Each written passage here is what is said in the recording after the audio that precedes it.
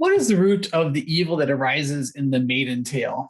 Is it greed or is it poverty? Perhaps it's the deceitful agreement, but also the lack of compassion for children and the obedience of that child or the respected obedience of that child that demonstrates the unequal power relations that saw children as possessions and did not respect them as independent thinking beings.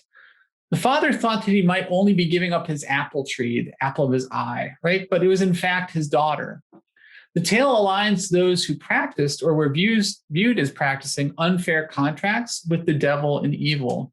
The threatening of the viability of the farm with creeping industrialization, the contract from the stranger, which really drove many farmers out of business, leaving them to attempt to marry or agree to marry off their daughter with unfit, sometimes abusive suitors in order to rescue their family fortune. So the remedy for this evil that emanates from the modern predicament is a return to the old religion. These include the practice of hygiene, cleanliness is next to godliness, washing oneself, but then also drawing a fairy circle, or perhaps a witch's circle that cannot or should not be penetrated, a superstitious but common practice that we see in some horror films still today. And then the maiden's arms are then summarily chopped off with an axe, a type of castration, the elimination of her power and the practice of pagan ways, reminiscent of how Christianization dealt with the old religion in chopping down the sacred trees till there was nothing but a stump. Here, her tears, however, save her as they cleanse the stumps and force the devil to give up his pursuit. The maiden then has to return to a new rescuer in the angel that provides for her when she has left her father's garden.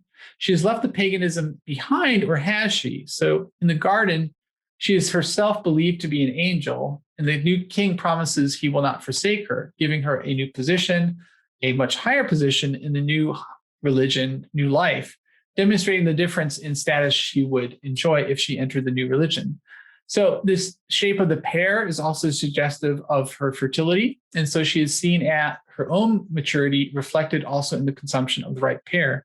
She becomes the new queen, and the devil then comes to harm her, claiming that her son is a changeling, an old folk belief involving fairies. In fact, like the angel has much more to do with the fairy realm than angel, where she goes, this sort of grove that harkens back to fairy tradition. Actually, this whole story might be derived from Celtic fairy tales. So if it was a changeling, that's usually when a fairy has traded their baby, probably colicky, that was the belief, with a human baby, and it needs to be traded back. So there were rituals that were performed to do this, like passing the baby underneath the jutting root 3 times in the hopes that one of the times the babies would be traded back. And the letters then eventually ask for the death of the queen, and the old mother disregards these and replaces the evidence, the tongue and the eyes, with animal parts. So there's the threat of an imposter that's countered with a substitution. And the angel takes care of her, and her hands grow back. And the angel who helps our maiden is most likely an artifact of an older tale where he appears as the fairy king, who is visited to request the return of a child in trade for a changeling. And as she had gone into hiding, her husband, the king, was devastated in finding her gone on his return. He goes on a pilgrimage, a journey. The magic number 7 in Christian medieval epics, it's a holy number, and the number of sacraments in life, the number of deadly sins to avoid. So the angel had been keeping them safe. And so upon hearing his prayers, what looks like could be a journey into the realm of the elves or fairy kings is now replaced by angels. The fairy king rules over the realm of the dead, living underground, having built great cities. Most who visit never return, but if you do, then you return with riches. So this would seem to indicate that the woman and her child have died, only to be found after perhaps by a king who has passed on as well, or perhaps he has somehow, through his devotion, brought them back and performed some type of miracle. So as the boy is supposed to recognize his father, the young child, we see the ritualistic performance of returning the changeling by placing it out of sight repeatedly, as if it becomes new, as in a child playing peekaboo. The silver hands then become the evidence that prove the maiden with the hands is his real wife. We can see it seemed terribly difficult for people to discern between real, original, and fakes at that time. There's also a thing called the Capgras delusion that maybe could account for this belief that someone has been replaced. So it could be quite well have been that they killed the first and took her hands, but that doesn't cross the king's mind. Instead, we have a tale of a journey to the land of the fairy king and queen transformed into the tale of an angel, god, and devils. Converted like the figures in the tale in one of the more violent versions that was edited out at the request of a friend of the Grimms, it's not the hands, just the hands that are chopped off, but the breasts of the maiden as well. So, The Poor Boy in the Grave, what did you think of this tale? It's really the tale of an orphan watched like a hawk. He's beaten no matter what. And it happens to be the same hawk that steals the chick, sending him towards more suffering. In the tale, we see the critique of corporal punishment. He's treated poorly. He's told that he's stupid. And the judge, you can see he's the judge, right? You can see and judge things clearly. He's not deceived by the boy's attempt to lie. And he asks his father on his behalf that he not be beaten, but taught, educated, right from wrong. Thinking that thinking he should only eat if he works, he's often beaten if he gets something wrong. He often makes mistakes, and the last is chopping his coat up with the hay. This constant messing up and his parents' strict and brutal means of raising him lead him into a depression and thoughts of suicide. So apparently gallows humor, sadistic in its nature, has the boy mistakenly getting into those things the parents doesn't want him to by telling him that they will kill him.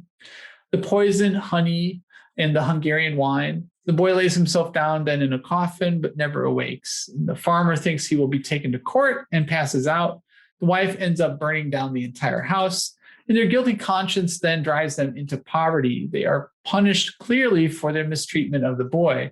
And this tale would, of course, give a child recourse to their own corporeal punishment at the hands of their parents, while also serving as a warning to them of the devastation of a brutal home.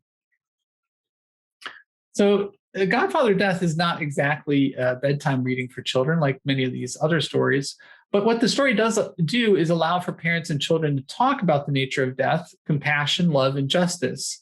And in a world of strict hierarchies that separate the rich from the poor, death has a very democratic influence. The Grimms add the apologetics in the very beginning of this story for the way the world is set up. The critique of death is more socialist in a way, and they add this commentary that God has divided up the world as he sees fit. A comment that's not in the original, which creates a rather contradictory message to that of the death's own point of view. Death comes for everyone, even the lucky ones. They cannot cheat death.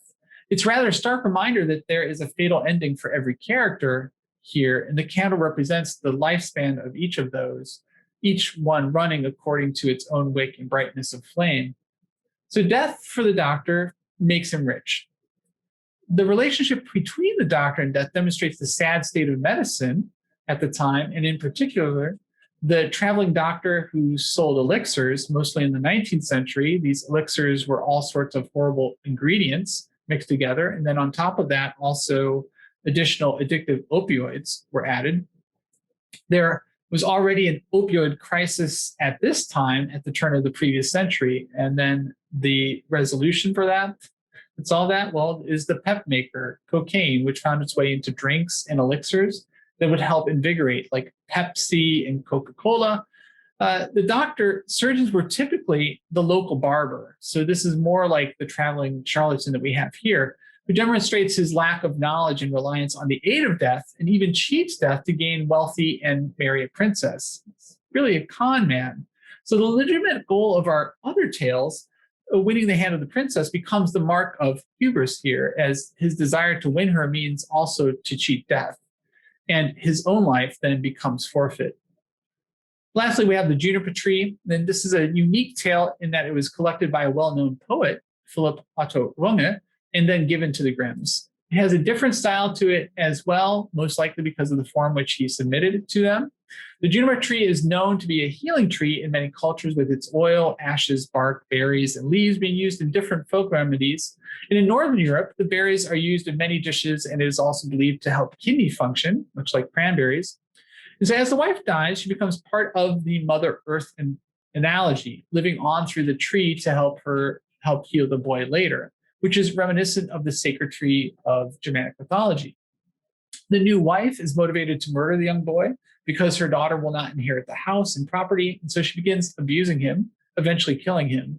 It is worthy to note the predominance of food in the story. Apple is the first piece that will tempt the boy into his death. We also see the reminder of the mortality rate of young children was rather high in the 19th century. And the influence of Roma is also evident in the other allusions and symbols that come into play in the tale, like the banquet of Thyestes, when wittingly feasts upon his own son, or the image of the phoenix that rises from the ashes to take revenge. The final demise of the stepmother is also fastened to a literary allusion from the Bible in the reference to the millstone in terms of harming a child.